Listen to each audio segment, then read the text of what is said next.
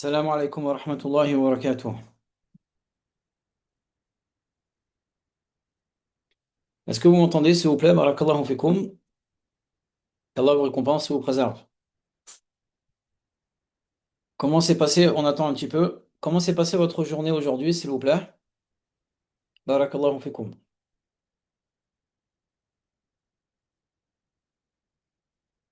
C'est bien passé. Le ramadan, ça va? Inch'Allah.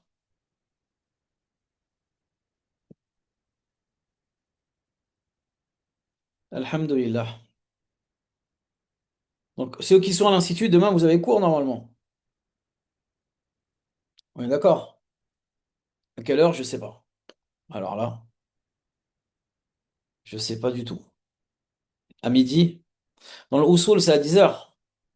Ceux qui sont au Usul, 10 heures. Les deuxièmes années Usul, je crois que c'est à 10h45. C'est bien ça? La Syrah avec Cheikh Kamel, midi et quart. Qu'Allah subhanahu wa ta'ala nous facilite. Est-ce qu'on peut commencer, Inch'Allah? Barakallahu fikum.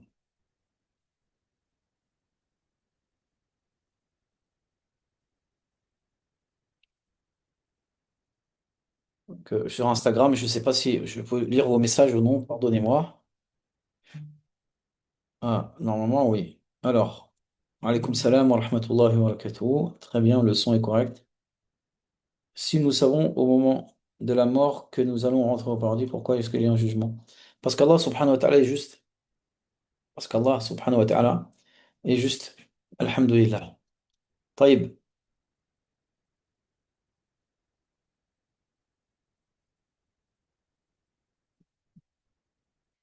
Vous me dites quand on peut commencer, s'il vous plaît? Allez.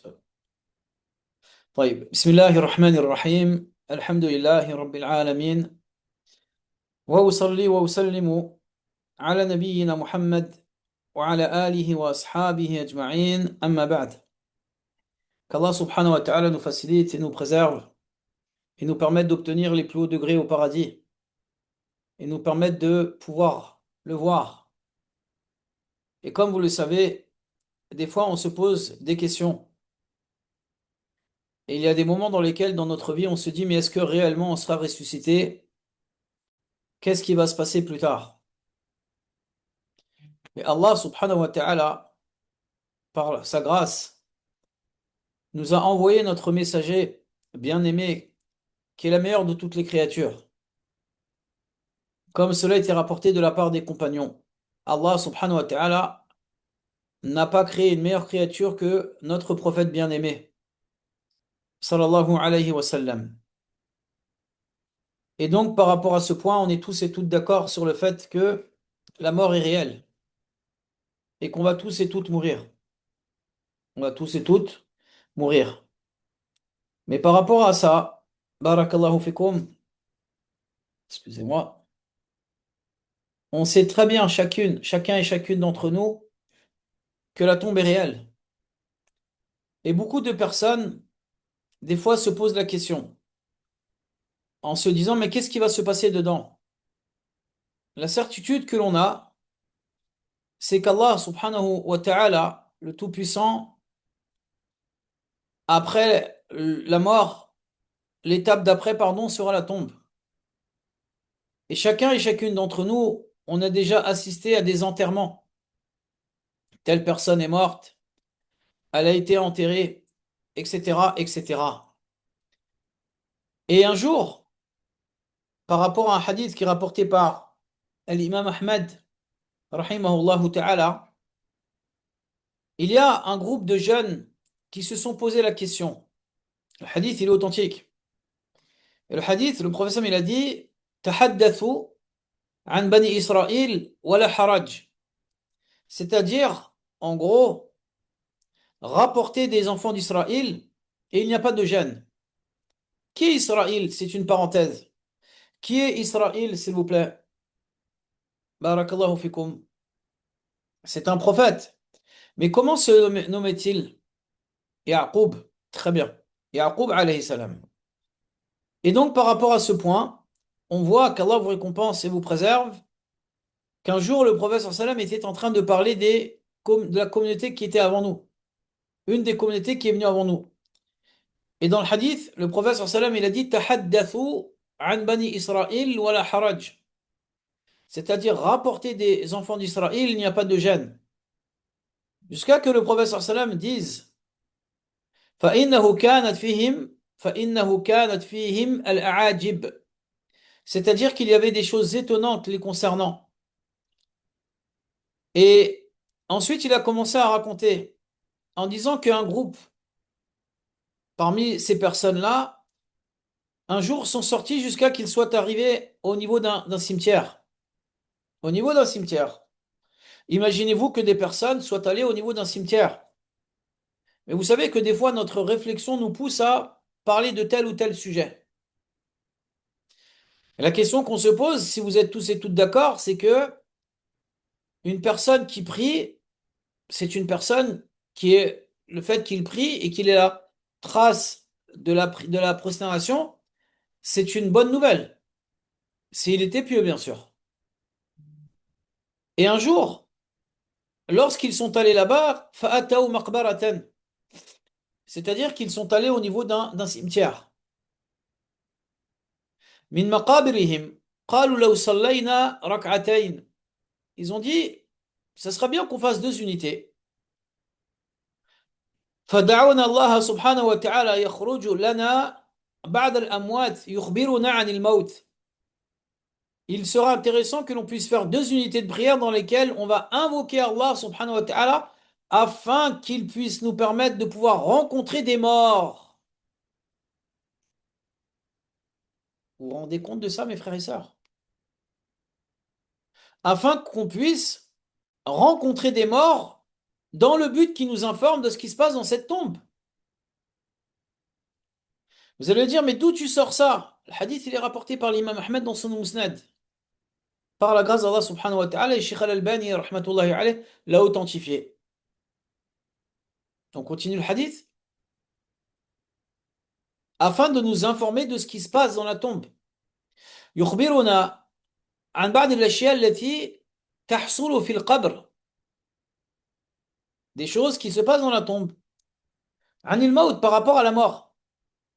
ففعلوا, ils ont fait. فبينما هم كذلك إذ طلع رأس رجل خلاسي. Allahu Akbar.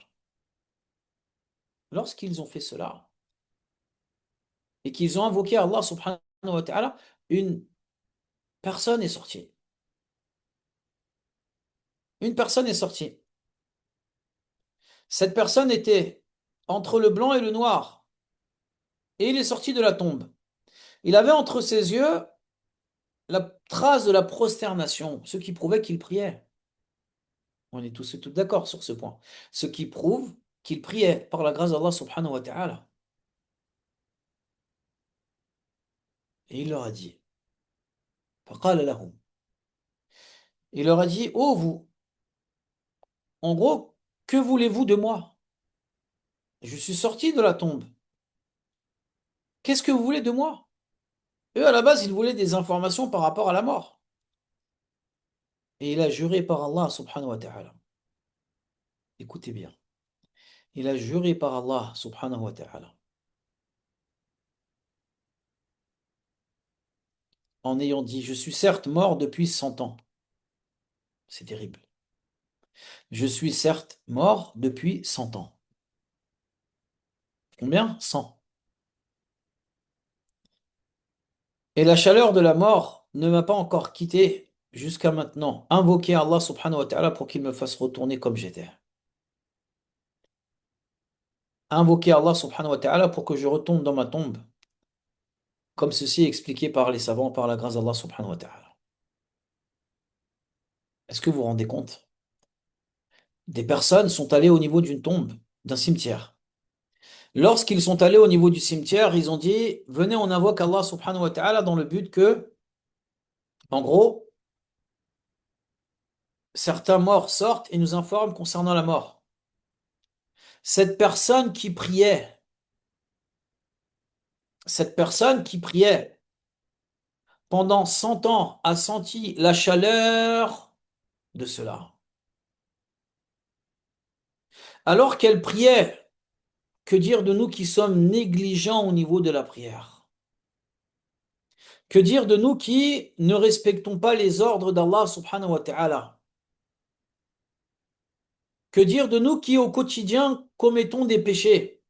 Là, on parle d'une personne qui a la trace de la prière au niveau de ses yeux. On parle d'une personne qui, d'après ce que l'on voit, était pieuse.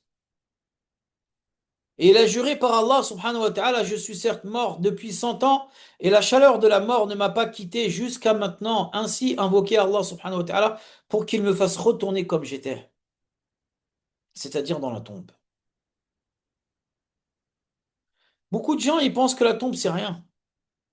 La tombe, c'est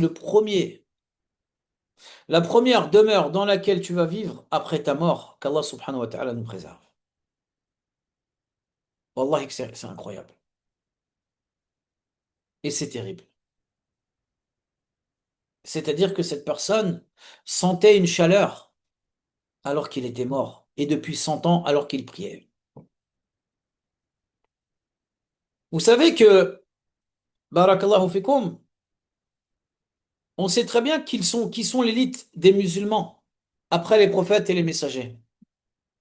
Vous êtes tous et toutes d'accord que l'élite des musulmans après les prophètes et les messagers sont bien sûr les compagnons du prophète sallallahu alayhi wa sallam.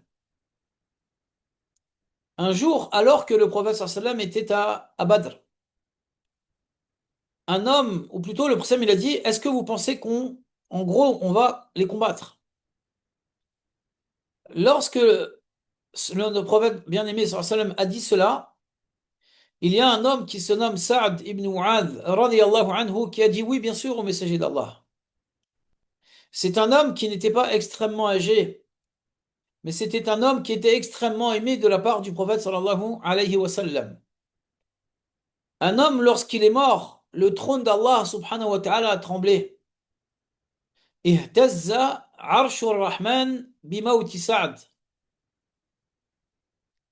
C'est-à-dire que le trône d'Allah subhanahu wa ta'ala a tremblé lorsque Sa'd ibn Mu'adh radiyallahu anhu est mort. Lorsqu'il est mort, 70 000 anges ont assisté à la prière mortuaire. Est-ce que vous vous rendez compte de qui on parle là? Est-ce qu'on est en train de parler de n'importe qui? Est-ce qu'on est en train de parler de telle ou telle personne? Nous sommes en train de parler d'une personne qui fait partie des meilleurs compagnons et qui fait partie des personnes qui étaient les plus courageux et ceux qui étaient extrêmement aimés de la part du prophète sallallahu alayhi wa sallam. Et lorsque l'individu va dans sa tombe, cette personne qui est dans sa tombe, il a été rapporté de manière authentique. Et le hadith précédent, فإنه حديث صحيح وقد رواه الإمام أحمد في مسنده وصححه الشيخ الألباني رحمة الله عليه. Le hadith qui parlait de la tombe avec l'homme qui est sorti est un hadith qui est authentique. Un hadith dans lequel le prophète sallallahu alayhi wa sallam nous a informé que cette personne est sortie de sa tombe. Et le hadith est authentique, bien sûr. Maintenant, pour revenir à notre sujet, barakallahu fikum, on sait que Sa'd ibn Mu'adh radiyallahu anhu était un homme qui était extrêmement pieux, un homme qui était aimé par Allah subhanahu wa ta'ala, un homme qu'Allah subhanahu wa ta'ala a élevé dans ce bas monde et dans l'au-delà. Une personne, par la grâce d'Allah subhanahu wa ta'ala, qui était respectée par les compagnons. Mais lorsqu'il est mort, radiyallahu anhu, le prophète sallallahu alayhi wa sallam, il a dit quoi? أن القبر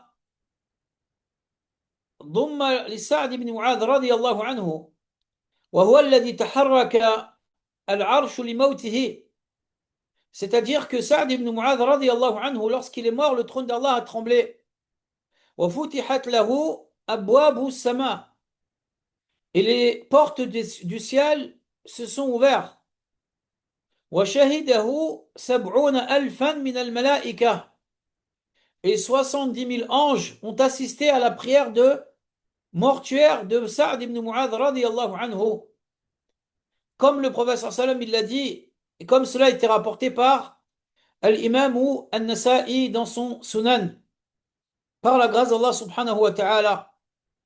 Et donc par rapport à ça, on voit que le prophète sallam il a dit هذا الذي تحرك له العرش. Le trône d'Allah subhanahu wa ta'ala a tremblé lorsqu'il est mort. وفتحت له أبواب السماء. Et les portes des cieux se sont ouvertes. وشهده 70 ألفا من الملائكة. Et 70 000 anges ont assisté à la prière mortuaire lorsque celui-ci est mort. On continue? وَلَقَدْ ضُمَّ ضُمَّةً. Et il a eu une pression. ثُمَّ فُرِجَ عَنْهُ. Et ensuite, il a été libéré de cette pression. Dans ce hadith, qu'Allah vous récompense et vous préserve, on voit que Saad ibn Mu'adh a reçu une pression lorsqu'il est mort. Alors qu'il est mort en état de piété, et il est mort en état qu'Allah subhanahu wa ta'ala et son messager l'aimaient. Que dire de nous qui allons mourir? Et le prophète sallallahu alayhi wa sallam, il a dit que la tombe a une pression. La tombe a une pression. فلو نجي أحد لكان سعد بن معاذ رضي الله عنه. Et si l'un d'entre vous aurait été préservé de cette pression, ça aurait été Saad ibn Mu'adh, mais il l'a reçu alors que 70 000 anges ont assisté à sa prière mortuaire, alors il était aimé par Allah et son messager, alors que les portes des cieux se sont ouvertes, et le trône d'Allah subhanahu wa ta'ala a tremblé lorsqu'il est mort. Rien que ça, normalement, vous me dites, c'est bon, on arrête le cours. Wallah, c'est pas un jeu, mes frères et sœurs. Ce qui arrive, ce n'est pas un jeu. Et c'est très gentil de me demander si le hadith il est authentique ou non. Et c'est votre droit. Mais oui, ils sont authentiques, les hadiths qu'on vous cite. Par la grâce d'Allah subhanahu wa ta'ala. Par la grâce d'Allah. Qu'est-ce que ça veut dire? Et Cheikh al-Uthaymin, rahmatullahi alayhi, dit quoi? Il dit que la pression que l'on va subir en état de croyant est une pression qui va nous permettre d'être purifiés des péchés qu'on aurait pu faire pour le croyant. Et cela équivaut à la pression que la maman fait lorsqu'elle tient son bébé alors qu'il est bébé. Mais pour le non-musulman, ça sera une pression qui sera un réel châtiment qui va le châtier. Qu'Allah subhanahu wa ta'ala nous en préserve. Qu'Allah subhanahu wa ta'ala nous en préserve. Et écoutez bien ce qui a été rapporté par l'imam al-Tabarani, rahmatullahi alayhi, dans ce Mu'jam al-Kabir wal-Awsat. D'après Abdullah ibn Abbas radiyallahu anhuma, أن الرسول صلى الله عليه وسلم قال لو نجا أحد من ضمة القبر لنجا سعد ibn Mu'adh radiyallahu anhu. Si l'un d'entre vous aurait été préservé, ou si une personne aurait été préservée de cette pression, ça aurait été Saad ibn Mu'adh radiyallahu anhu. Et cela prouve qu'Allah vous récompense et vous préserve, que la pression est réelle. Mais ça, c'est que le début du châtiment de la tombe. Et comme il était rapporté dans le Mu'jam de l'imam al-Tabarani al-Kabir, d'après Abu Ayyub al-Ansari radiyallahu anhu bi isnad sahih, وهو في معجمه الأوساط وفي الكامل بن عدي عن أنس بن مالك رضي الله عنه لو لو لو أفلت أحد من ضمة القبر لنجا هذا الصبي. لو أفلت, c'est-à-dire que si une personne aurait été préservée de cette pression, ça aurait été cet enfant qui est dans cette tombe. Ça veut dire que même l'enfant peut avoir cela. Tout le monde va l'avoir. Mais c'est que le début. Qu'Allah subhanahu wa ta'ala nous en préserve et nous permette d'obtenir les plus hauts degrés au paradis. Parce qu'en réalité, mes frères et sœurs, lorsqu'on sera dans notre tombe, deux anges vont venir vers nous.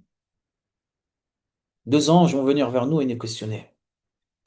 Et comme on le sait, ces deux anges, lorsqu'ils vont venir nous questionner, ils vont nous demander qui est ton Seigneur, quelle est ta religion et quelle est cette personne qui est venue vers toi. Et celui qui est croyant dans ce bas monde aura la possibilité de répondre de la meilleure des manières. Alors que celui qui n'était pas croyant, cette personne, ne pourra pas répondre Et elle dira, ha ha, sami'tu an-nasa yaqulun, faqult. J'ai entendu les gens dire, et dans ce cas-là, pardon, j'ai pu dire cela. Qu'Allah subhanahu wa ta'ala nous préserve. Car le châtiment de la tombe et les délices de la tombe et les épreuves de la tombe sont une chose qui sont totalement réelles. Qu'Allah subhanahu wa ta'ala nous préserve. Mais qui sera questionné? Ou plutôt, qui ne sera pas questionné? Est-ce que tout le monde sera questionné? Ou est-ce que des personnes ne seront pas questionnées? Comme on l'a vu, les prophètes et les messagers ne seront pas questionnés. Deuxièmement, les véridiques ne seront pas questionnés. Troisièmement, les martyrs ne seront pas questionnés. Quatrièmement, les gardes frontières ne seront pas questionnés. Mais les enfants, il y a une divergence. Et on avait vu que la vie le plus juste, wallahu a'lam, c'est qu'ils le seront, qu'Allah subhanahu wa ta'ala nous préserve. Mes frères et sœurs, lorsqu'on sera dans notre tombe, ni ton père, ni ta mère, ni ton frère, ni ta sœur ne pourra t'aider. La seule personne qui pourra t'aider, c'est personne en réalité. Et la seule chose qui va t'aider, ce sont tes œuvres et les bonnes actions que tu faisais. Et c'est pour cela que le prophète, qu'Allah subhanahu wa ta'ala dans le Coran, il dit quoi? فَمَنِ اتَّبَعَ هُدَيْ فَلَا يَضِلُّ وَلَا يَشْقَى. Celui qui va suivre ma guidée ne sera jamais malheureux et ne sera jamais égaré. وَمَنْ أَعْرَضَ عَنْ ذِكْرِي فَإِنَّ لَهُ مَعِيشَةً ضَنْكًا. Et celui qui s'écarte de mon rappel, on va lui donner une vie de misère. Une personne qui aura délaissé les ordres d'Allah dans ce bas monde. Une personne qui aura délaissé ce qu'Allah subhanahu wa ta'ala voulait de lui. Une personne qui, lorsqu'Allah subhanahu wa ta'ala lui aura ordonné telle ou telle chose, il l'aura délaissé. Alors que cette personne aurait dû prier, aurait dû jeûner, aurait dû faire le hajj, aurait dû faire ceci, aurait dû faire cela. Et que cette femme aurait dû se voiler et que cet homme aurait dû se comporter de la meilleure des manières. Et que le châtiment de la tombe est réel et que c'est une chose sur laquelle les savants sont en consensus. Et on sait très bien que la personne qui est dans sa tombe, soit ça sera pour lui, comme on va le voir après, Inch'Allah, un jardin parmi les jardins du paradis ou bien un jardin parmi les jardins de l'enfer. Mais lorsque cette personne sera dans sa tombe et que cette personne sera présente dedans, personne ne pourra l'aider, personne ne pourra le secourir, personne ne pourra le préserver. Et le seul qui pourra l'aider en réalité, c'est notre Seigneur le Tout-Puissant, Allah subhanahu wa ta'ala. Et le seul qui pourra l'aider ce jour-là, ce sera Allah subhanahu wa ta'ala. Car à ce moment-là, lorsque les deux anges vont venir et qu'ils vont lui poser les questions et que la personne répondra de la meilleure des manières, ils diront, on savait que tu allais répondre de la sorte. Et en réalité, nous sommes venus afin de pouvoir te poser ces trois questions dans le fait de pouvoir t'annoncer de bonnes annonces, comme on verra le hadith juste après, Inch'Allah ta'ala. Mais la personne qui répondra mal et la personne qui ne sera pas musulmane, le verset nous dit que cette personne-là aura un châtiment douloureux dans ce bas monde ainsi que dans sa tombe. Car le verset il dit وَمَنْ أَعْرَضَ عَنْ ذِكْرِي فَإِنَّ لَهُ مَعِيشَةً ضَنْكًا. Et celui qui s'est écarté du rappel d'Allah, on va lui donner une vie de misère. Et observez bien les gens. La vie de misère qu'ils ont, ils boivent de l'alcool, ils forniquent, ils font des péchés, et dans leur cœur, ils ne sont pas heureux. Observez bien des personnes qui, dans ce bas monde, sont malheureux, dans leur tombe, seront malheureux, le jour dernier, seront malheureux, et en enfer éternellement, qu'Allah subhanahu wa ta'ala nous en préserve. Mais qu'est-ce que la vie de misère? Un jour, le prophète sallam, comme cela a été rapporté dans le Mousnad de l'imam Ahmed, rahimahullah ta'ala, a questionné ses compagnons. Atadruna man aishatu adanka. Savez-vous qu'est-ce que la vie de misère? قالوا الله ورسوله أعلم. Ils ont dit Allah et son messager, c'est mieux. Ils savent mieux. Il a dit la vie de misère, c'est le fait qu'il y ait 99 tinnin. Écoutez bien. Et vous l'avez entendu déjà ce hadith. 99 tinnin qui vont venir. Ils vont faire quoi? Ils vont venir châtier la personne qui s'était écartée du rappel d'Allah subhanahu wa ta'ala. Tous les jours, on entend le rappel d'Allah. Et tous les jours, on le délaisse. La personne qui n'est pas musulmane. 99 tinnin viendront voir lui. Vous allez me dire, mais qu'est-ce qu'un tinnin? Cela a été expliqué par le professeur sallam. 99 tinnin vont venir vers lui afin de le détruire. Mais qu'est-ce qu'un tinnin? Vous avez déjà vu un serpent en vrai? Qui a déjà vu un serpent en vrai? Admettons qu'un serpent vienne vers vous. Est-ce que vous allez avoir peur? Bien sûr que oui. Avec son venin, il peut nous tuer avec l'aide d'Allah. Est-ce que vous savez que ce qu'un tinine, on a dit, il y en a combien qui vont venir? 99. Chaque tinine, barakallahu fikum, représente 70 serpents. Ça fait combien de serpents qui vont venir vers lui? 70 fois 6930, on dit. 6930 serpents, de manière authentique, vont venir vers lui afin de le déchiqueter, afin de le détruire, afin de le châtier. Mais c'est pas fini. On a dit un tinine, c'est 70 serpents, et il y en aura 99. Et chaque serpent aura 7 têtes. Ça veut dire que le non-musulman, quand il sera dans sa tombe, il sera châtié par à plus de 48 000 têtes de serpents qu'Allah subhanahu wa ta'ala nous en préserve.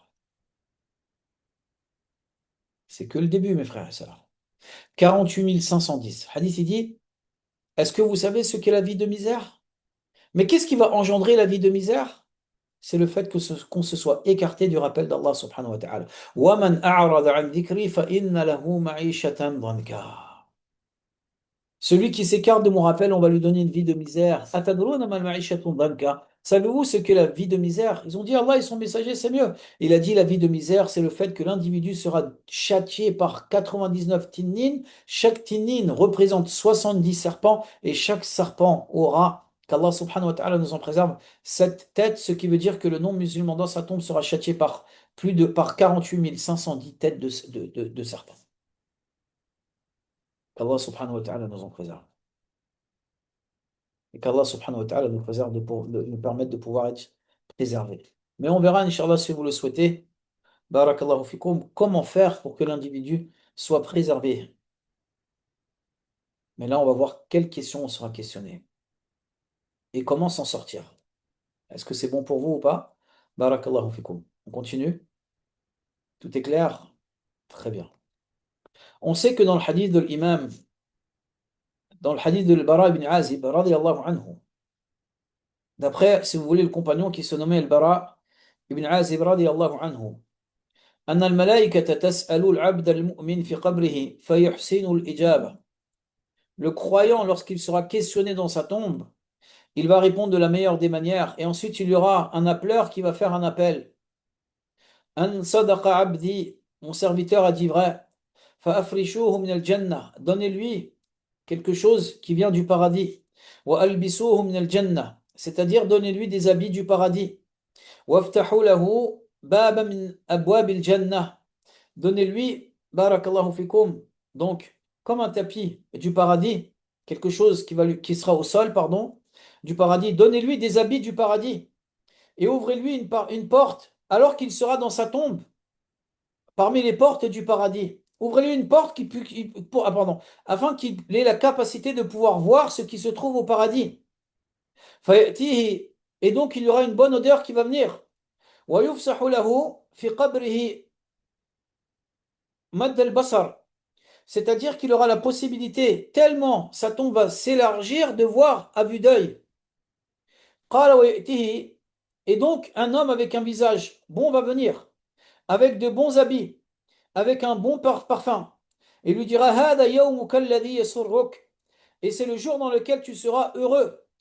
Et sache que tu as, par la grâce d'Allah subhanahu wa ta'ala, la bonne annonce qu'Allah subhanahu wa ta'ala t'a agréée et que tu vas obtenir le paradis. Pourquoi? Parce qu'il aura œuvré dans ce bas monde et par la grâce d'Allah subhanahu wa ta'ala qu'il aura fait de bonnes actions.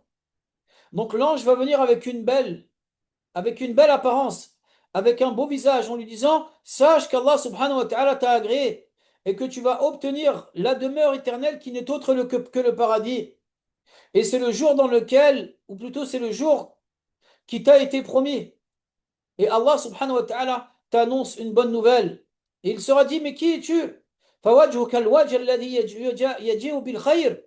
Tu as un visage qui prouve que tu vas venir avec une bonne annonce. فَيَقُولُ أَنَا عَمَلُكَ. Et il va dire, je suis tes bonnes actions. Par la grâce d'Allah subhanahu wa ta'ala, si tu avais été désobéissant envers Allah subhanahu wa ta'ala, tu ne serais pas dans cette situation. Tu ne serais pas dans cette situation. Tu ne serais pas dans cette situation. Un homme viendra avec une belle apparence. Un homme viendra en disant, tu as obtenu l'agrément d'Allah subhanahu wa ta'ala. C'est le jour qui t'a été promis. C'est un jour dans lequel tu es heureux. C'est une annonce qui va te rendre heureux. Allah t'a agréé, subhanahu wa ta'ala. Et Allah va te donner le paradis éternellement. Et il sera dit, ouvrez une porte du paradis et ouvrez une porte de l'enfer. Alors qu'il est dans sa tombe sera illuminée, elle sera élargie par la grâce d'Allah subhanahu wa ta'ala. Et il lui sera dit, tu as vu cette porte qui est une porte de l'enfer. Il pourra voir l'enfer. Et il lui sera dit, voici la demeure dans laquelle tu aurais été si réellement tu avais été pécheur envers Allah subhanahu wa ta'ala. C'est pas incroyable? Et wallahi que c'est que le début. Par Allah, ce n'est que le début. On continue? Mais Allah subhanahu wa ta'ala t'a changé comme demeure, le demeure éternel qui se nomme le paradis. Par la grâce d'Allah subhanahu wa ta'ala. Reste dedans. Par la grâce d'Allah subhanahu wa ta'ala. Et ensuite, le prophète sallam a parlé du non-musulman, qui ne répondra pas de la bonne des manières, ou celui qui ne répondra pas de la meilleure des manières. فَيُنَادِ مُنَادٍ فِي السَّمَاءِ أَنْ كَذَّبَ عَبْدِي. Et une personne dira, un appeleur dira, mon serviteur a menti. فَأَفْرِشُوا لَهُ مِنَ النَّارِ. Donnez-lui quelque chose en dessous de lui qui vient de l'enfer. وَافْتَحُوا لَهُ بَابًا إِلَى النَّارِ. Ouvrez-lui une porte vers l'enfer. فَيَأْتِيهِ مِنْ حَرِّهَا سُمُومِهَا وَيُضَيِّقُ عَلَيْهِ فِي قَبْرِهِ. Et ensuite, il y aura une chaleur terrible qui va rentrer dans sa tombe, sans compter les ténines de tout à l'heure, qui vont le châtier et qui vont le détruire son corps. حتى تختلف له أضلاعه. À un point où son corps va être détruit, resserré, redressé, resserré, pardon. Et un homme avec un visage mauvais viendra vers lui, avec de mauvaises, avec de mauvais habits, avec une mauvaise odeur, et lui dira, je te donne telle information. Je suis venu te donner des mauvaises informations. هذا يومك الذي كنت توعد. C'est le jour dans lequel les choses t'ont été promises. فيقول وأنت بشرك الله بالشر. من أنت? Qui es-tu? Tu as un visage qui vient annoncer une mauvaise nouvelle. Et il dira, je suis tes mauvaises actions. Par Allah subhanahu wa ta'ala, si tu avais fait de bonnes actions, on t'aurait dit que tu rentres au paradis. Mais tu as commis des péchés. Et après cela, ils diront, فَجَزَاكَ sharra. Allah va te donner un mal. Et après cela, ils vont prendre une matraque. لَوْ ضُرِبَ بِهَا جَبَلٌ كَانَ تُرَابًا. Vous avez vu la force de la montagne? Ils vont prendre une matraque et ils vont le frapper tellement fort que cette matraque, si on frappe une montagne, elle va être en poussière. C'est ce qu'on veut, mes frères et sœurs? Vous avez demandé à ce qu'on traite ce sujet-là, rappelez-vous. Est-ce que c'est ce qu'on veut ou pas? Mais est-ce que cela va être une fois? Est-ce que ça sera un châtiment qui va le toucher une fois? Écoutez bien. فَيَضْرِبُهُ ضَرْبَةً أُخْرَى. Il sera tapé une deuxième fois. فَيَصِيحُ صَيْحَةً يَسْمَعُهُ كُلُّ شَيْءٍ إِلَّا الثَّقَلَيْنِ. Et ils vont le refrapper une deuxième fois à un point où il va faire un cri que personne ne va entendre ou que tout le monde va entendre en dehors des hommes et des djinns. En dehors des hommes et des djinns. Et ceci jusqu'au jour dernier. On s'amuse, on plaisante, on ne respecte pas Allah, on ne lui donne pas ses droits, on ne donne pas les droits à Allah subhanahu wa ta'ala en l'adorant seul sans lui associer. alors qu'Allah subhanahu wa ta'ala nous a tout donné. On ne le respecte pas, comme Allah il le dit, وَمَا قَدَرُ اللَّهَ حَقَّ قَدْرِهِ.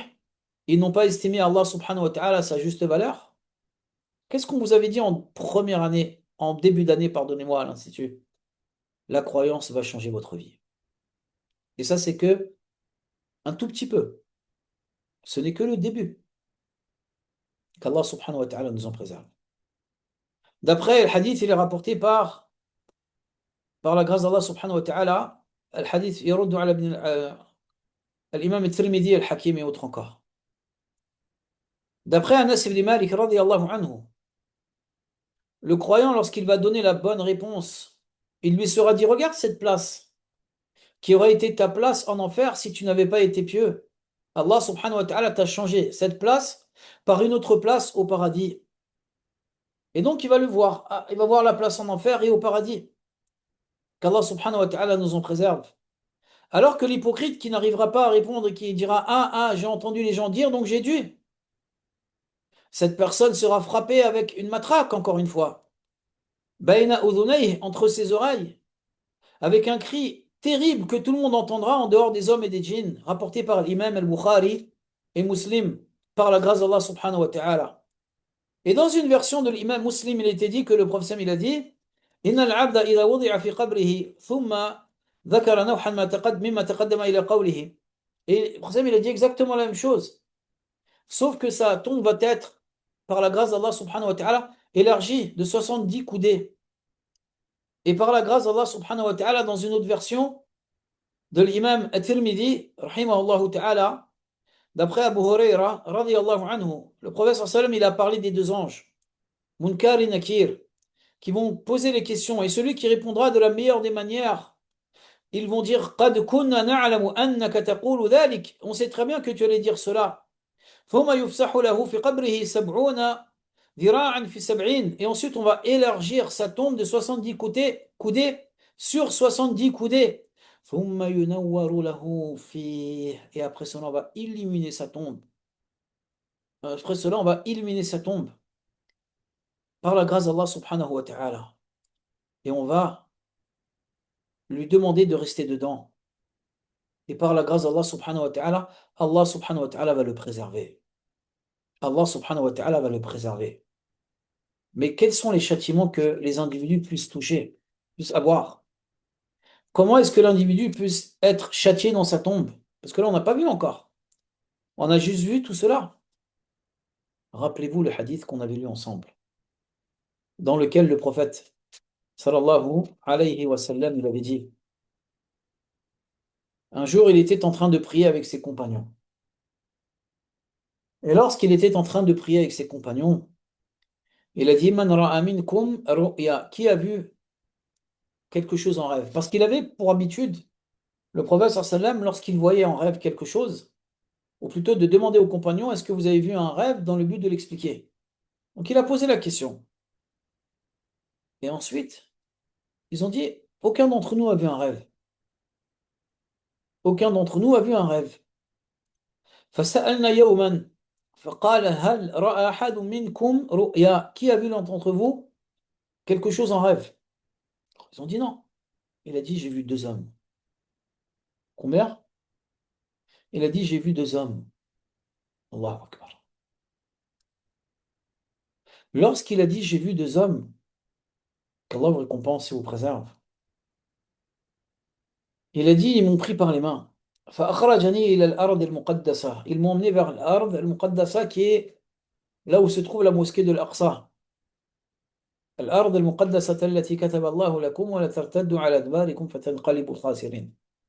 Comme Allah subhanahu wa ta'ala, il en parle dans Surat Al-Maïda, la table servie. فإذا رجل جالس. Il y avait un homme qui était assis. ورجل قائم بيده كلب من حديد.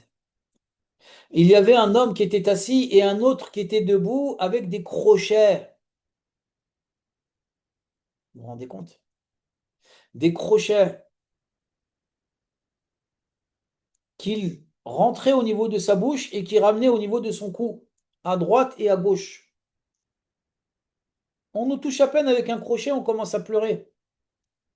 Et il ne faut pas penser que c'est des contes de fées, on n'est pas dans Je connais pas bien les dessins animés. On n'est pas dans Aladdin ou je sais pas quoi. Ce sont des choses qui sont réelles, qui vont arriver à des personnes qui peut-être on connaît ou nous-mêmes, qu'Allah nous en préserve.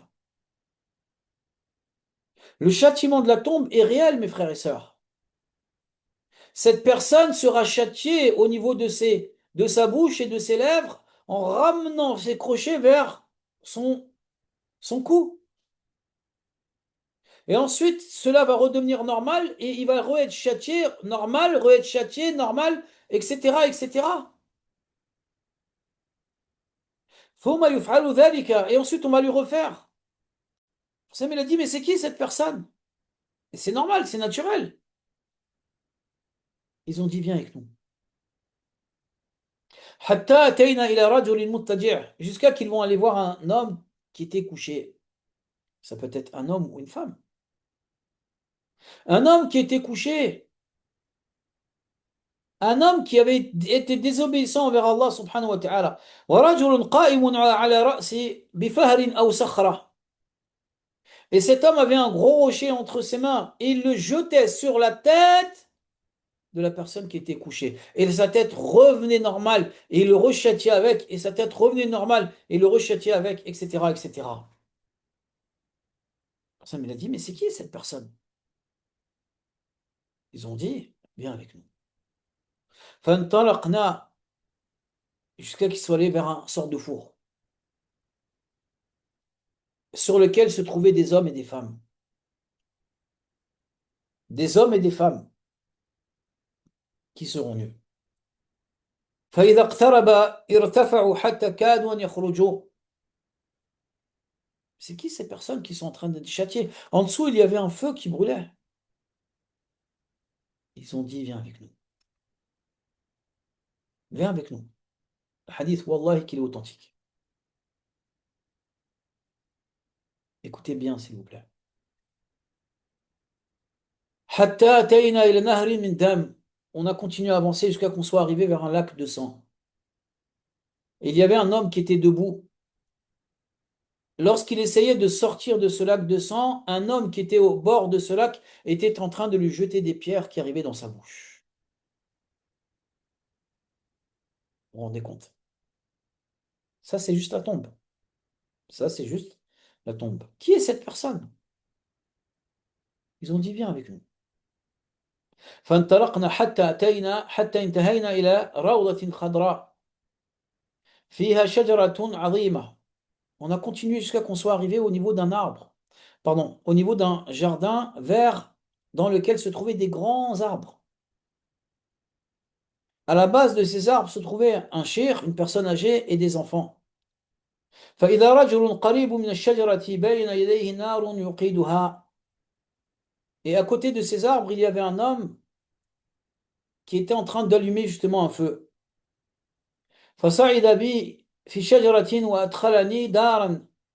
Et ensuite, ils m'ont fait monter dans un arbre, ils m'ont fait rentrer dans une maison, une demeure. Je n'ai jamais vu une demeure aussi belle que celle-ci. Je n'ai jamais vu une demeure aussi belle que celle-ci. فيها رجال وشيوخ وشباب ونساء وصبيان ثم أخرجاني منها فصعد بي الشجرة فأدخلني دارا وهي أحسن وأفضل وفيها شيوخ وشباب. Et ensuite, ils ont continué, ils m'ont fait monter encore. Et m'ont fait rentrer dans une demeure encore plus belle dans laquelle se trouvaient des personnes âgées et des jeunes. Allahu Akbar. Mais qui sont ces personnes? Qui sont ces personnes qui se trouvaient dedans? قال نعم. Et ensuite, ils lui ont expliqué le rêve. Rappelle-toi de la personne qui était déchiquetée au niveau de sa langue, au niveau de ses lèvres, pardon. Cette personne-là, elle sera châtiée jusqu'au jour dernier. Mais cette personne-là était une personne qui mentait.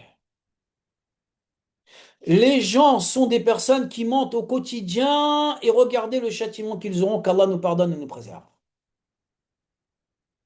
Regardez comment cette personne sera châtiée. فيشق شدقه فكذاب يحدث بالكذبة. C'est une personne qui ment. Et ceci, qu'Allah subhanahu wa ta'ala nous en préserve. Et rappelle-toi la personne qui était couchée et l'homme qui était debout et qui déchiquetait sa tête. Cette personne était une personne qui avait appris le Coran. Allah subhanahu wa ta'ala lui a enseigné. Mais lorsque c'était l'heure de la prière, il était en train de dormir. Combien de versets on connaît? Combien de sourates on connaît? Et combien d'entre nous arrivent à se lever au sobh? Combien d'entre nous on est en train d'apprendre le Coran, d'apprendre à vouloir à connaître Allah? Mais lorsque c'est la prière du matin, on est en train de dormir, alors que lorsque l'on va à la salle, on est en train de porter telle et telle chose. Combien d'entre nous se réveillent au sobh? Combien d'entre nous, lorsque c'est la prière, Hayya ala salah, venez à la prière, Hayya ala al-falah, venez au succès. Nous sommes en train de dormir et Shaitan, il est en train d'être content. Combien d'entre nous ont pris la prière dans son temps? Alors qu'on sait très bien que celui qui ne prie pas dans son temps, sa prière n'est pas valide. Tu les vois, Allah subhanahu wa ta'ala, il dit فَخَلَفَ مِن بَعْدِهِمْ خَلْفٌ أَضَاعُوا الصَّلَاةَ وَاتَّبَعُوا الشَّهَوَاتِ فَسَوْفَ يَلْقَوْنَ غَيًّا. Des générations se sont succédées les unes après les autres. Ils n'ont pas respecté leur prière au niveau des temps. Et ils ont suivi leur passion. Et ils vont obtenir, ils seront, pardon, dans une vallée en enfer qui se nomme Rayya. Wadun fi jahannam. Wadun fi jahannam. Ça, c'est pour celui qui prie. Que dire de celui qui ne prie pas, qui ne fait pas sa salat, qui a délaissé la prière et qui n'obéit pas à Allah subhanahu wa ta'ala alors que c'est la base. Pour ça, il a dit quoi dans le hadith authentique? La prière pour celui qui la préserve. كانت له نور وحجة يوم القيامة. Elle sera pour lui une lumière et une preuve pour lui le jour dernier. Parce qu'il priait. ومن لم يحافظ على هذه الصلوات. Celui qui ne préservait pas ses prières, elle ne sera pas pour lui tout cela. Ni une lumière, ni une preuve, ni une hujja. Mais il sera ressuscité avec qui? Avec les pires créatures telles que Pharaon, son cousin Qarun, son ministre Haman, et Ubay ibn Khalaf, qui a été une des personnes qui étaient les plus dures avec le professeur sallallahu as-salat, as-salat, wa ma adrak, wa ma malakat aymanukum, lorsque il était en train de mourir. Il a dit la prière, la prière. Parce que le farq baynana wa baynahum, والعهد الذي بيننا وبينهم الصلاة فمن تركها فقد كفر. Car le pacte qu'il y a entre les musulmans et les non-musulmans, c'est la prière. Celui qui la délaisse aura mécru. بين الكفر والشرك ترك الصلاة. Entre l'association et la mécréance, il y a le délaissement de la prière. À un point où Omar ibn al-Khattab, radiyallahu anhu, écoutez bien, un jour il a dit, certes, celui qui ne prie pas n'a pas de part en islam. Il n'a pas de part en islam. C'est l'heure de la salat, tu es en train de dormir. Alors que c'est le succès et que c'est le réel bonheur.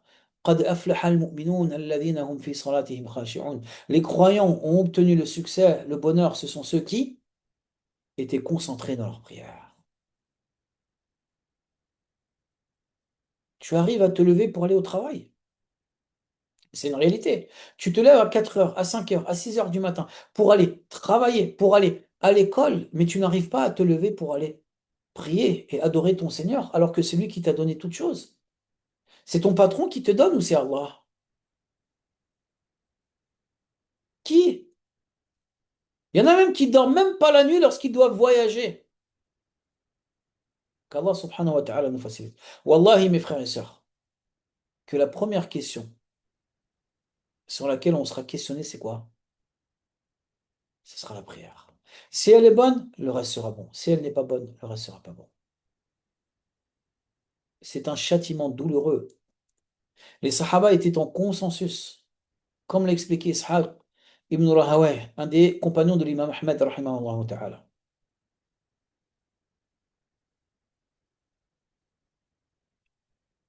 était en consensus sur le fait que celui qui ne prie pas et qui a abandonné totalement, on a bien dit totalement, il prie plus du tout, cette personne n'est pas musulmane. Cette personne n'est pas musulmane, on ne la lave pas si elle meurt comme ça. On ne lui met pas de linceul. On ne prie pas sur elle et on ne l'enterre pas avec les musulmans. Et il sera ressuscité avec qui? Avec Pharaon, Haman, Qarun et Ubay ibn Khalaf. C'est un jeu la salat? Cette personne ne se réveillait pas pour la salat et sera châtiée comme on l'a vu, une pierre dans sa tête. Ça va lui déchiqueter la tête. Sa tête reviendra normalement. Ça va lui redéchiqueter la tête, etc., etc., etc., qu'Allah subhanahu wa ta'ala nous en préserve. Et les personnes qui étaient sur ce sorte de four, avec des flammes en dessous, qui étaient nus, des hommes et des femmes, qui ne respectaient pas les lois d'Allah, subhanahu wa ta'ala, qu'Allah subhanahu wa ta'ala nous en préserve, sont les personnes qui commettaient la zina. Regardez le châtiment dans la tombe. Vous vous rendez compte que le jour dernier, ça sera pire encore? Ces personnes qui ont délaissé les ordres d'Allah subhanahu wa ta'ala et dont la foi a fortement chuté lorsqu'ils étaient en train de commettre cela, seront châtiés dans leur tombe de la sorte, tout nus. Comme tu étais tout nu dans tel ou tel endroit lorsque tu commettais ce rapport illicite, tu seras nu, qu'Allah nous en préserve dans ta tombe. يستخفون يستخفون من الناس ولا يستخفون من الله وهو معهم إذ يبيتون ما لا يرضى من القول.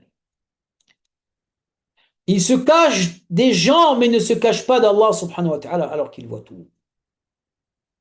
Tu as de la gêne à te cacher devant ta mère, devant ton père. Une fois, une personne, si vous me le permettez, comme vous le savez, des fois, il y a des histoires comme ça qu'Allah nous en préserve. Cette personne avait commis l'adultère et son mari avait senti que sa femme allait commettre quelque chose d'interdit. Lorsqu'il a vu que sa femme était rentrée dans un hôtel avec son époux, avec un autre homme, pardonnez-moi, il a appelé sa belle famille. Il est parti et il a toqué à la porte. Il pensait que c'était les employés de l'hôtel qui étaient venus ramener quelque chose ou leur parler. Lorsque la porte a été ouverte, il est rentré dedans. Bon, lui, qu'Allah nous guide et le guide.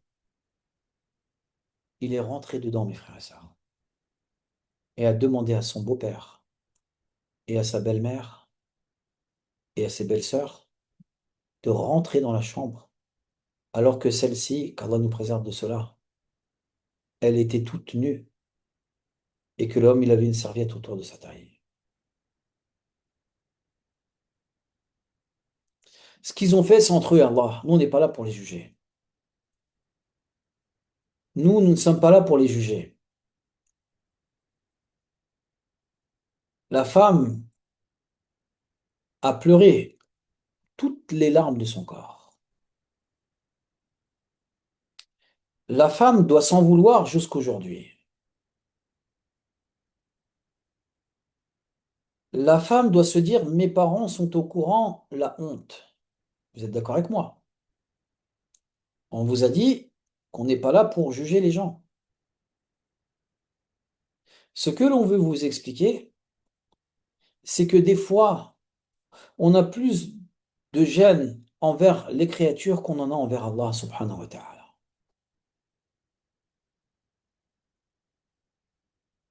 Un jour, il y a une personne qui m'a contacté pour me poser une question.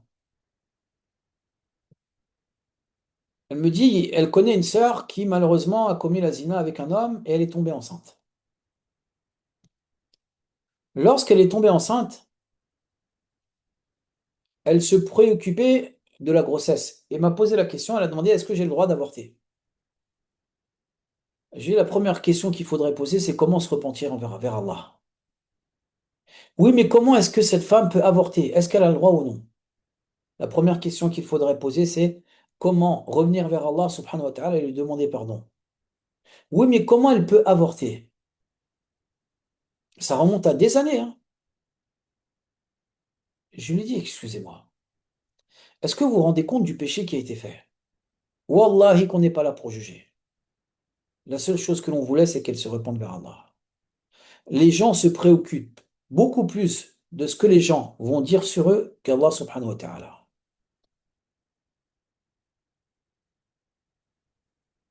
Yastakhfuna minan nas. Ils se cachent devant les gens, mais ne le font pas devant Allah subhanahu wa ta'ala alors qu'ils voient tout.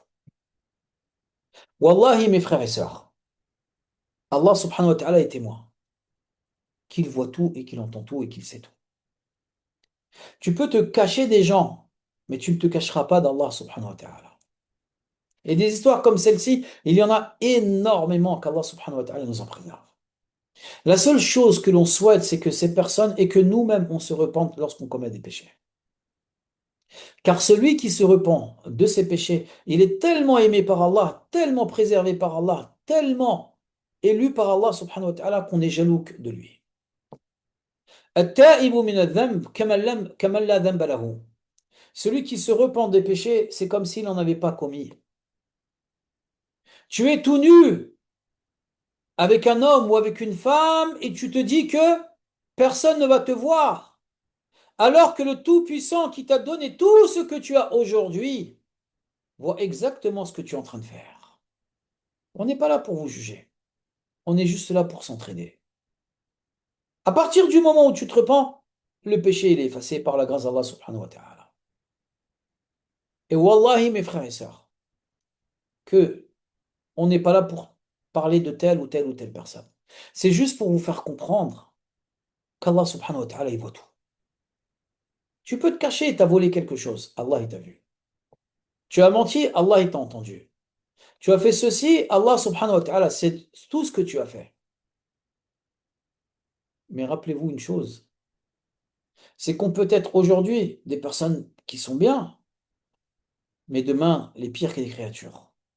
Iblis n'était-il pas pieux et c'est devenu la pire des créatures? N'y a-t-il pas des personnes qui étaient grands pécheurs et Allah subhanahu wa ta'ala les a élevés avec le repentir?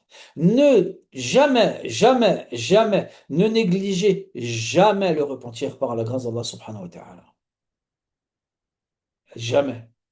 Parce que le repentir va vous permettre de passer d'un état à un autre, un état dans lequel vous étiez, avec la colère d'Allah, et vers un autre dans lequel Allah subhanahu wa ta'ala vous a élu et vous a élevé et vous aime. Et cette personne qui était dans le lac de sang, c'est celui qui a fait des choses interdites au niveau de la riba. Moi, j'ai envie de m'acheter un appartement. Pourquoi? Parce qu'il est dégoûté que tous les mois, il paye un loyer. C'est une réalité. Il est dégoûté que les gens, ou plutôt qu'ils payent un loyer. Non, mais j'ai entendu tel cheikh, il a dit que c'était halal. Je vais vous poser une question. Lorsqu'il va signer ce crédit usuraire, pensez-vous que cette personne réellement, barakallahu fikum walhamdulillah, n'a-t-elle pas le doute dans son cœur en se disant, mais est-ce que c'est permis ou pas? Combien de personnes nous ont appelés en pleurs? Comment faire? Je vis une vie de misère. Comment faire? Parce que, barakallahu fikum, qu'Allah vous récompense et vous préserve. Comment faire? Parce que je suis en train de souffrir dans ma vie. Comment faire? Je n'ai aucune baraka. Pourquoi? Celui qui fait le crédit usuraire, celui qui fait la riba, il est mal'oun. Il est maudit par Allah. Il est écarté de sa miséricorde. Dans sa tombe, il est châtié de la sorte. Le jour dernier, Allah subhanahu wa ta'ala et son messager vont lui déclarer la guerre. فَأْذَنُوا بِحَرْبٍ مِّنَ اللَّهِ وَرَسُولِهِ. Mais qu'est-ce que tu veux de plus? Allah subhanahu wa ta'ala te déclare la guerre. Non, mais c'est pas grave, c'est pas grave. Tout à l'heure, j'ai écouté une vidéo, quelqu'un lui dit, ah, t'as vu le fait de faire des crédits d'usure, c'est haram. Eh, ne me dis pas que c'est haram. Il lui a dit, me dis pas que c'est haram. Mais tu te prends pour qui? Tu te prends pour qui?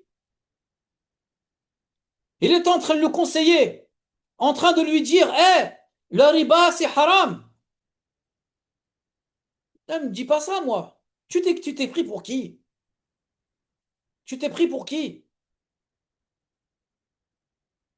Tu crois que lorsque tu marches, la terre elle est en train de se fendre, ou ta tête est en train d'atteindre les cieux? وَلَن تَبْلُغَ الْجِبَالُ طُولًا. Comme Allah il le dit dans le Coran. Tu te prends pour qui? Non, mais me dis pas ça, moi. C'est Allah qui t'a tout donné. C'est Allah qui t'a créé. C'est Allah qui t'a donné ce que tu as aujourd'hui. Tu viens, tu parles comme ça. Il est en train de te conseiller. Tout ce que tu as, c'est Allah qui te l'a donné. وَآتُوا مِن مَالِ اللَّهِ الَّذِي أَتَاكُمْ. Et donnez des biens qu'Allah vous a donnés. Mais il peut te le retirer du jour au lendemain en un rien de temps. Attention à ne pas avoir d'orgueil. Au pire des cas, tu dis, t'as vu, moi je suis faible, mais j'accepte ce que tu me dis. Même ça, c'est pas bien. Mais tu commences à dire, ouais, pourquoi tu me parles comme ça de ça? Alors qu'Allah, il t'a donné tout ça? Ok, comment vais-je avoir peur de la pauvreté? Alors qu'Allah, c'est lui qui donne la subsistance. فَقَدْ رَزَقَ الطَّيْرَ وَالْحُوتَ فِي الْبَحْرِ. Il a donné la subsistance aux oiseaux et aux poissons dans la mer. Tu te prends pour qui? Ne me dis pas ça. En gros, il y en a, ne me prends pas la tête. Il n'y a pas de problème, on va pas te prendre la tête. Mais tes comptes, tu les régleras avec ton Seigneur. On n'est pas là pour te juger, mais parle gentiment. Arrêtons de vouloir croire que Yawm al-Qiyamah, il n'y a rien qui va être. La colère d'Allah, la malédiction d'Allah et le fait qu'Allah subhanahu wa ta'ala il te déclare la guerre. Mais qu'est-ce que tu veux de plus? Dans un lac de sang, des pierres dans la bouche, qu'Allah subhanahu wa ta'ala nous en préserve. Wallahi, mes frères et sœurs, Wallahi, Allah il est témoin. Si tu obéis à Allah, Allah il va te donner le bonheur dans ce monde et dans l'au-delà. Ta subsistance, elle est écrite. لو هرب أحدكم عن رزقه لأدركه كما يدركه الموت. Si l'un d'entre vous va fuir sa subsistance, elle va le rattraper, tout comme la mort va nous attraper. Tout est écrit. إن كل شيء خلقناه بقدر. Toute chose a été écrite avec un destin. Tout. Alhamdulillah. Ta subsistance, elle est écrite. C'est Allah qui donne, c'est personne d'autre. Allah n'a-t-il pas donné à des personnes qui ne sont pas musulmanes? Oui. N'est-il pas capable de nous donner aussi aux musulmans? Oui, bien sûr. Allah subhanahu wa ta'ala, c'est le Tout-Puissant. Mais on se doit de le respecter. On peut tous tomber dans des péchés. Mais le meilleur d'entre nous qui commettons des péchés, c'est celui qui va se repentir vers Allah subhanahu wa ta'ala. Parce que la mort, elle va pas te prévenir. Demain, tu as rendez-vous à 8 heures, tu sais à quelle heure tu dois y aller. La mort, elle va pas te dire toc toc toc, j'arrive. Parce que la mort, elle obéit à Allah subhanahu wa ta'ala. L'ange de la mort, il obéit à Allah subhanahu wa ta'ala. والشيخ في أصل الشجرة إبراهيم عليه السلام. Et la personne âgée qui était à la base de l'arbre, c'était Ibrahim alayhi salam. Et les enfants qui étaient autour de lui sont les enfants, c'est-à-dire des musulmans qui sont morts alors qu'ils n'étaient pas encore pubères. Hadith, il dit quoi? Atfal ou muslimina fil jannah. Les enfants des musulmans sont au paradis. Tant que l'enfant n'a pas atteint la puberté et dont les parents étaient musulmans, par la grâce d'Allah subhanahu wa ta'ala, ces enfants-là rentreront au paradis. وَالَّذِي يُوقِدُ النَّارَ مَالِكُ خَازِنِ النَّارِ. Et celui qui allumait le feu était l'ange gardien de l'enfer. Et la première maison, c'est la maison que le prophète il a vue et dans laquelle il est rentré, c'est la maison des croyants. Et celle qui était au-dessus, c'est la maison des martyrs. Et je suis Jibril, et c'est Mikaïl.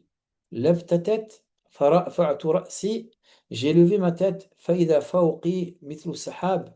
Et au-dessus de moi, il y avait comme un nuage. قال ذاك منزلك. Il lui sera dit, voici ta demeure par la grâce d'Allah subhanahu wa ta'ala. Allahu Akbar. Le hadith, il est incroyable. Le hadith nous permet de comprendre qu'en réalité, si on ne revient pas vers Allah, croyez-moi qu'on est foutu. Croyez-moi qu'on est foutu. Et ça, c'est juste certaines choses qui sont liées au châtiment de la tombe. On n'a pas tout vu. Mais regardez comment Allah va honorer, va faciliter aux croyants et comment le non-musulman sera châtié éternellement. Fadhuqu falan nazidakum illa adhaba. Goûtez, car la seule chose qu'on va vous rajouter n'est autre que le châtiment. Wallahu al-musta'an. Alhamdulillah, Rabbil alamin. En espérant que la conférence d'aujourd'hui fut claire, avez-vous des questions, s'il vous plaît? Barakallahu fikum. Qu'Allah vous récompense et vous préserve.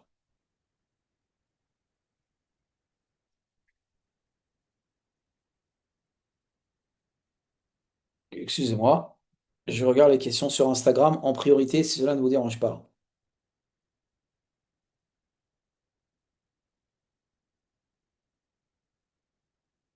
Pouvez-vous réécrire vos questions? Est-ce que déjà, premièrement, ceux qui sont sur Instagram, tout est clair? Barakallahu fikum. Quel est le sujet de demain, Inch'Allah?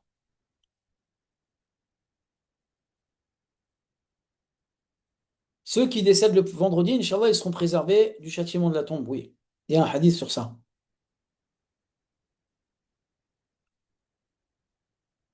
Al-Barzakh, c'est le monde entre les deux mondes, entre le monde de l'au-delà et ce bas monde. Donc c'est le monde de la tombe, si vous voulez. Est-ce que les enfants des non-musulmans rentreront au paradis? Alors, s'ils meurent alors qu'ils n'étaient pas, alors que leurs parents, pardon, n'étaient pas musulmans, Yawm al-Qiyamah, le jour dernier, barakallahu fikum, ils auront une épreuve. S'ils réussissent cette épreuve, ils rentreront au paradis, sinon ils rentreront en enfer. Qu'Allah subhanahu wa ta'ala nous en préserve. Excusez-moi, je lis vos questions. Comment se repentir d'un péché? Premièrement, être sincère envers Allah. Car Allah subhanahu wa ta'ala n'accepte les œuvres que des personnes qui sont sincères. Deuxièmement, regretter ce que la personne elle a pu faire. Détester ce que la personne elle a pu faire. Troisièmement, faire ce qui nous est ordonné, tel que la personne, par exemple, elle ne prie pas, elle prie. Elle ne jeûne pas, elle jeûne. Et délaisser ce qui a été rendu interdit. Elle buvait de l'alcool, elle arrête de boire de l'alcool. Et si c'est entre lui et une créature, elle rend ou elle corrige l'injustice qu'elle a pu faire. Elle a volé, elle rend. Elle a parlé sur quelqu'un, elle répare cela. Quatrièmement, le fait de décider de ne plus retourner dans le péché. Le fait de décider de ne plus retourner dans le péché. Et cinquièmement, que cela soit fait dans un moment dans lequel il est encore possible. Exemple, on ne peut pas se repentir lorsque nous sommes mal à murarrir, au niveau du gosier. Wallahu a'lam. Demain, c'est comment obtenir l'amour d'Allah, subhanahu wa ta'ala, qu'Allah subhanahu wa ta'ala nous facilite.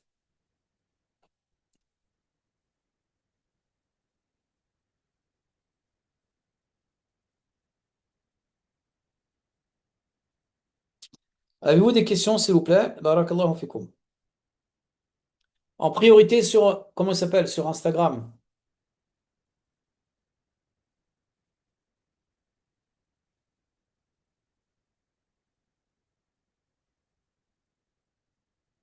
Il y a des questions de certains élèves. On va voir ces sujets-là, Inch'Allah. Donc c'est pour ça que je me permets de ne pas vous répondre. On nous dit que les commentaires sur Instagram sont désactivés. Bah, je ne sais pas comment on fait alors. Alors, croyez-moi, désactiver les commentaires. Là, c'est désactivé. Activer les commentaires. Est-ce que les commentaires sont activés ou non? Barakallahu fikum.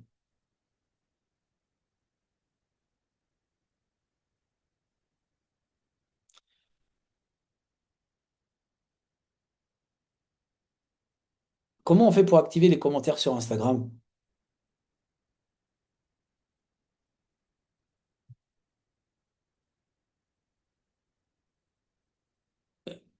Les trois petits points, j'ai cliqué dessus, ça y est. Donc on clique sur les trois petits points. Ensuite, il y a écrit désactiver les commentaires. Ça veut dire qu'ils sont activés. Vous êtes d'accord avec moi? Par contre, là, il y a quoi? Il y a une sorte de bulle avec un point d'interrogation. C'est là, il faut regarder? Je ne sais pas comment on fait. Est-ce que c'est bien là qu'il faut regarder ou non? Bon, on regarde dans les bulles. Parce que là, il y a des questions. Qui sont les personnes qui sont véridiques? Les personnes qui sont véridiques sont les personnes qui, lorsqu'ils parlent, ils ne disent que la vérité et dans leur cœur, il n'y a que la vérité. Voilà qui sont les véridiques, comme l'expliquait Cheikh al-Uthaymin, rahimahullah ta'ala. Je suis en train de regarder les questions.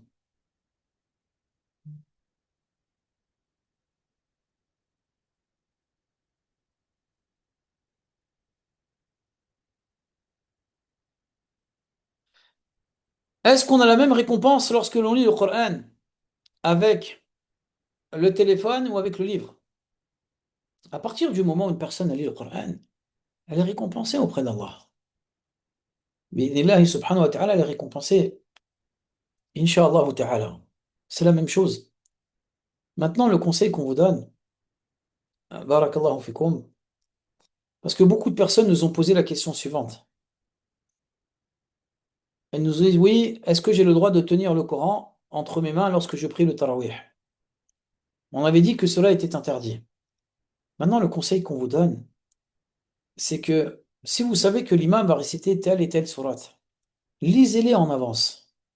Et deuxièmement, lisez le tafsir des sourates qui vont être récitées. Vous allez voir que votre prière va changer. Et vous allez reconnaître des versets, etc., etc. Et il est extrêmement important qu'on comprenne que nous sommes dans un mois dans lequel il est extrêmement important de multiplier la lecture du Coran. Et on sait que il y a des imams qui lisaient le Coran, qui l'ont fini 60 fois, comme l'imam Shafi'i, comme l'imam Shafi'i, rahimahullah ta'ala. Et donc, on sait qu'il y a des savants qui le finissaient tous les jours. Nous, il faut qu'on essaie de multiplier la lecture et d'invoquer Allah subhanahu wa ta'ala afin de nous permettre de pouvoir lire ce Coran. Car le Coran est la parole d'Allah subhanahu wa ta'ala.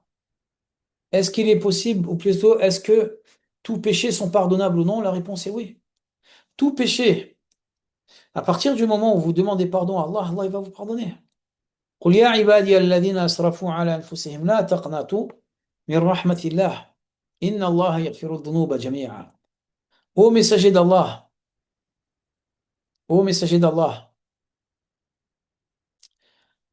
dis à mes serviteurs qui ont transgressé envers leur propre personne, ne désespérez pas de la miséricorde d'Allah, car Allah pardonne tous les péchés. Si tu demandes pardon à Allah, Allah subhanahu wa ta'ala va te pardonner. Et Allah subhanahu wa ta'ala aime les repentants. Inna Allah yuhibbu tawabin wa yuhibbu al-mutahhirin. Allah, il aime ceux qui se repentent, qui lui demandent pardon. Par la grâce d'Allah subhanahu wa ta'ala. Même le shirk, même l'association, même la mécréance. Si tu demandes pardon à Allah, Allah subhanahu wa ta'ala va te pardonner. Par contre, si quelqu'un meurt sans avoir demandé pardon à Allah de la mécréance ou du shirk, Allah subhanahu wa ta'ala ne lui pardonne pas. Walhamdulillah, Rabbil Alamin. Est-ce que c'est clair ou non? Barakallahu fikum, ce qui a été vu aujourd'hui. Et demain, on va voir comment faire pour obtenir l'amour d'Allah. Et c'est extrêmement important. Wallahi que c'est trop important. Comment faire pour qu'Allah nous aime? Alhamdulillah. Les inscriptions, Inch'Allah, c'est bientôt. Qu'Allah subhanahu wa ta'ala nous facilite. Et Inch'Allah ta'ala, on aura une nouvelle matière. Bi'idhnillah, on aura une nouvelle matière. Qu'Allah subhanahu wa ta'ala nous facilite. Ah, on le dit pas pour le moment. On ne le dit pas pour le moment. Mais on aura une nouvelle matière, Inch'Allah, à l'Institut. Qu'Allah subhanahu wa ta'ala nous facilite et nous préserve. Bi'idhnillah. On vous en parlera quand, et vous allez, c'est une matière incroyable. Qu'Allah subhanahu wa ta'ala nous facilite. Les réinscriptions après le Ramadan, Inch'Allah. Barakallahu fikum.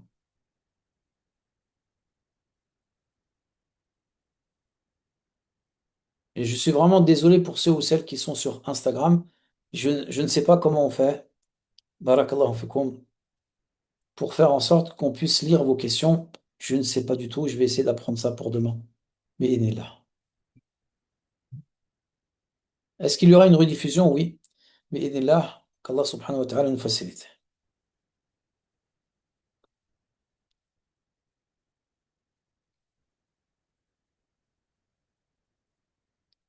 Quel est le jugement religieux de cacher ses péchés? C'est une obligation. Kullu ummati mu'afa. Toute ma communauté sera pardonnée en dehors de al-mujahirin. Illa al-mujahirin. Ils ont dit, c'est qui ces personnes? Toute ma communauté sera pardonnée en dehors de ceux qui soit montrent le péché qu'ils sont en train de faire, soit parlent du péché qu'ils ont fait. Et sachez une chose, c'est que le péché, ou plutôt le fait de montrer son péché, est pire que le péché en lui-même. Soit on montre notre péché, soit on parle de notre péché, comme il expliquait l'imam Abu al-Abbas al-Qurtubi dans son livre qui se nomme Al-Mufhim, le commentaire de Sahih Muslim, qu'Allah subhanahu wa ta'ala nous facilite. Concernant la riba, les intérêts que l'on reçoit dans nos comptes, est-ce qu'on doit les sortir? La réponse est oui. Lorsque vous recevez cela, vous les donnez à par exemple, des mosquées ou bien, par exemple, des associations en les prévenant dans le but qu'ils puissent acheter des produits ménagers et de s'en servir par la grâce d'Allah subhanahu wa ta'ala.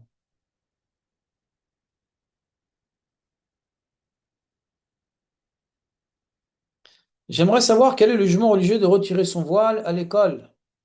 Ceci est interdit. Qu'Allah subhanahu wa ta'ala vous facilite, mais ceci est totalement interdit. Wallahu alam.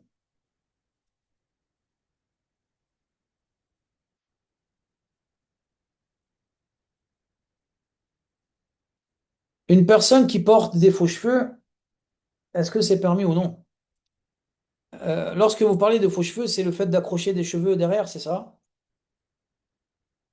Est-ce que c'est bien ça? Le hadith, il a dit qu'Allah subhanahu wa ta'ala a maudit les personnes qui font ça. Le prophète sallam a maudit. Que veut dire la malédiction? Cela veut dire que l'individu, barakallahu fikum, sera écarté de la miséricorde d'Allah subhanahu wa ta'ala. Y a-t-il une récompense à lire le Coran avec la traduction du sens des versets? Alors, le Coran, comme vous le savez, c'est la parole d'Allah qui a été révélée en arabe. Et en français, c'est une traduction, donc la récompense ne sera pas identique. Mais la personne qui lit en français sera récompensée par rapport aux efforts qu'elle a fait avec l'aide d'Allah subhanahu wa ta'ala. Est-ce que Suratul Mulk permet d'être préservé dans la tombe? La réponse est oui. La réponse est oui.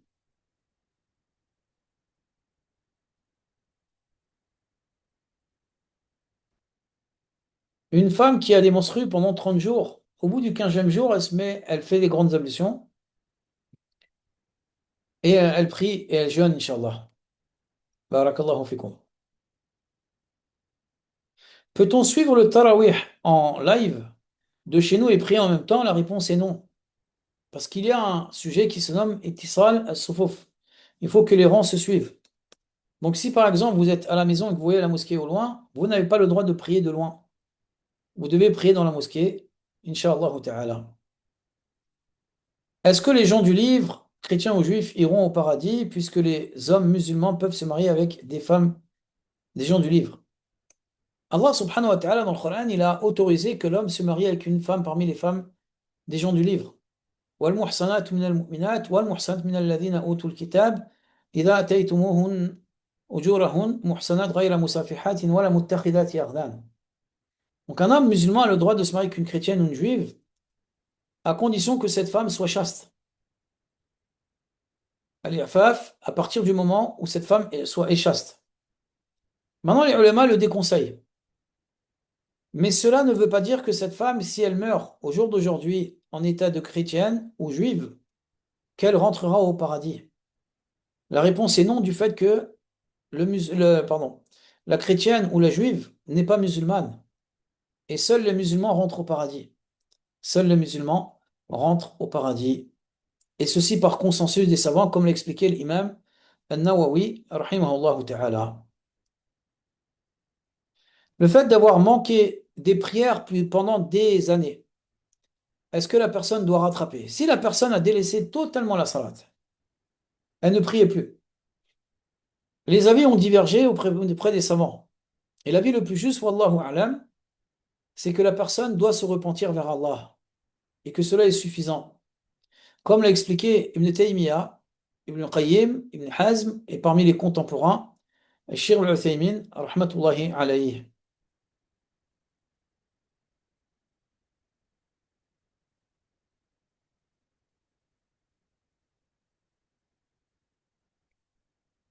Est-ce que les crédits à taux zéro sont licites ou non?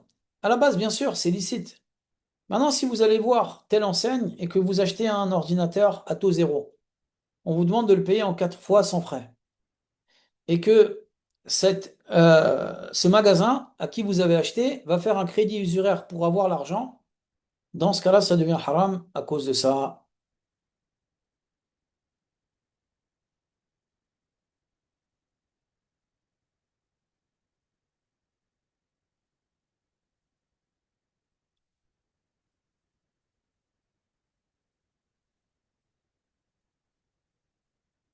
On me demande si le live est sur TikTok. Si, normalement, il est toujours sur TikTok. Wallahu alam. Donc, normalement, on a répondu à certaines des questions. Si vous me le permettez, barakallahu fikum, peut-on conclure le cours, Inch'Allah? Qu'Allah subhanahu wa ta'ala nous facilite. Est-ce que vous souhaitez que l'on fasse de temps à autre des séances de questions-réponses? Est-ce que vous souhaiteriez que l'on fasse des séances de questions-réponses? Inch'Allah ta'ala.